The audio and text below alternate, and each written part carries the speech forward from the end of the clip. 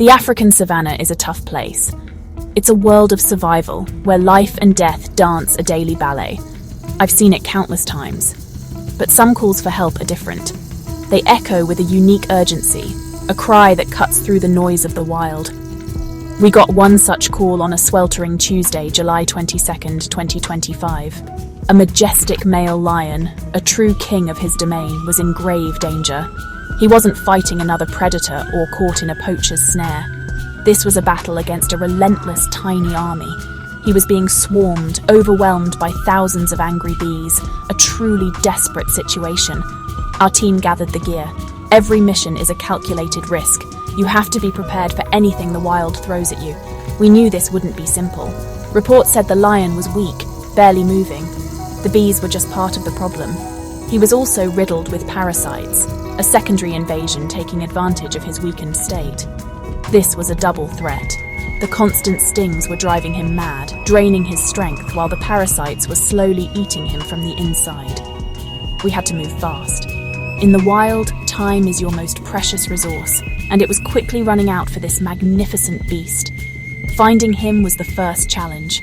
The savanna is vast, an endless ocean of grass and acacia trees. We used a drone to get eyes in the sky, scanning the landscape for any sign of the distressed animal.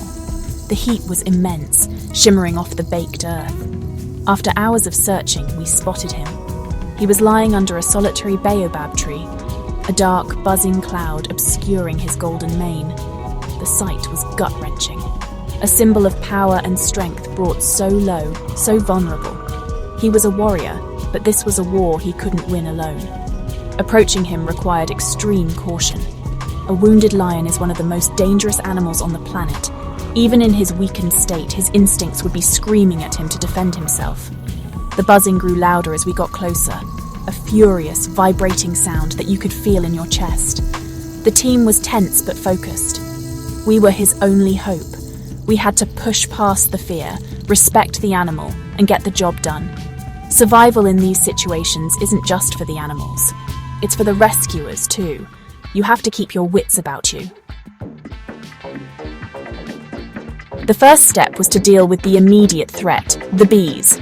We couldn't get near the lion while he was covered in a living blanket of stingers. We brought in a specialized bee smoker, a device that puffs cool, gentle smoke. This doesn't harm the bees, but it masks their alarm pheromones, calming them down and encouraging them to move on. It's a delicate process. You need just enough smoke to be effective, but not so much that it distresses the lion further.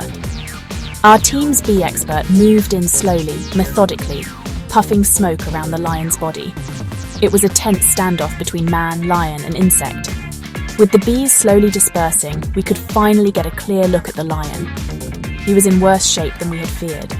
His eyes were swollen shut from the stings, and his breathing was shallow. He was severely dehydrated and emaciated. Now came the most dangerous part of the mission: sedation. Our veterinarian prepared a tranquilizer dart. You get one shot. You have to judge the animal's weight correctly to administer the right dose. Too little and he remains a danger. Too much and it could be fatal. The vet took a deep breath, aimed, and fired. The dart hit true, and we retreated to a safe distance, waiting for the drug to take effect. Once the lion was safely unconscious, the real work began. It was a race against time. We moved in as a single, efficient unit. The first priority was to treat the hundreds of bee stings. We carefully removed the stingers and applied a soothing anti-inflammatory cream to his swollen skin. The sheer number of stings was shocking. It was a testament to his incredible endurance that he had survived this long. Every member of the team had a job, working with quiet determination. We were his lifeline now, and we would not fail him. Next, we had to tackle the parasites. He was covered in ticks and fleas, which were feasting on his already weakened body. These parasites can transmit deadly diseases, so removing them was critical for his long-term survival. We used special tools to remove the ticks one by one and treated his entire coat with a powerful but safe medication to kill any remaining pests. We also administered intravenous fluids to rehydrate him and gave him a shot of long-lasting antibiotics to fight off any potential infections from the stings or parasite bites. This was emergency field medicine at its most raw and intense. With the immediate threats neutralized, the lion was still far from safe. He was too weak to be returned to the wild immediately. We made the difficult decision to transport him to our rescue sanctuary. Moving a several hundred-pound lion is a monumental task. We used a specialized stretcher and the combined strength of the entire team to carefully lift him onto the back of our truck. The journey back was a slow and bumpy ride across the rough terrain. We monitored his breathing and heart rate the entire way, ensuring the sedation was stable. The fate of this incredible animal rested entirely in our hands. Back at the sanctuary, he was given his own large, quiet enclosure where he could recover in peace. We named him Asani, a name that means rebellious, for his fighting spirit against such overwhelming odds. The first few days were critical. He remained weak, barely eating the food we provided. The vet team worked around the clock, continuing his fluid therapy and carefully cleaning his wounds. It's in these quiet moments of care that you see the true heart of conservation work. It's not just about daring rescues, it's about the patient, dedicated work of healing. Slowly, signs of improvement began to show. Asani started to take small amounts of food. The swelling from the bee stings subsided, and he opened his eyes for the first time since we found him. His gaze was still weary, but there was a flicker of the old fire within. He would watch us with a cautious curiosity, his mighty body starting to mend. It was a powerful reminder of nature's resilience. Given a chance, life finds a way to fight back, to reclaim its strength. We were just providing him with that chance. Each day brought more progress. His magnificent mane, once matted and dull, began to regain its golden luster.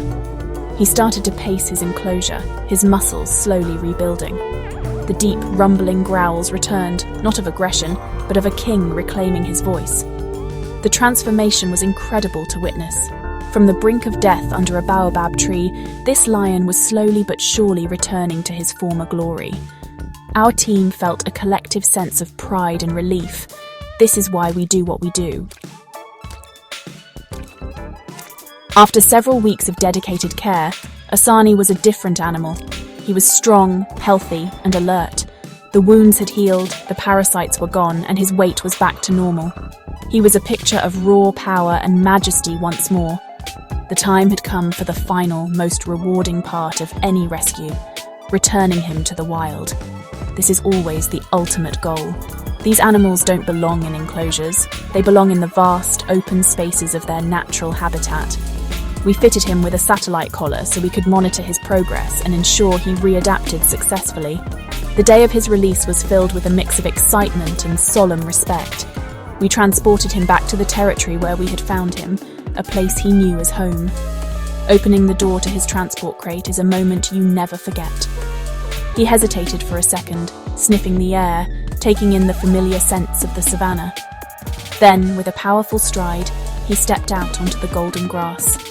He paused, looked back at us for a brief moment, a silent acknowledgement, and then he was gone, melting back into the wilderness where he belonged. Watching him disappear was a profound experience. We had intervened in the course of nature to correct a crisis, and now we were stepping back, letting nature take its course once more. The satellite collar would give us valuable data, but his survival was now up to him. We had given him a second chance at life, and we were confident he had the strength and instinct to thrive. The savannah had reclaimed its king, and our team could leave knowing we had made a real difference. It's a feeling that makes all the hardship and risk worthwhile. Our work is a constant battle, full of challenges and heartbreak. But stories like Asani's are what fuel our passion. They are victories not just for one animal, but for the entire ecosystem. A healthy lion is a sign of a healthy environment. We left his territory that day with a deep sense of accomplishment, ready for the next call, the next challenge. Because in the wild, there is always another creature that needs a helping hand, another battle for survival to be fought, and we will be there.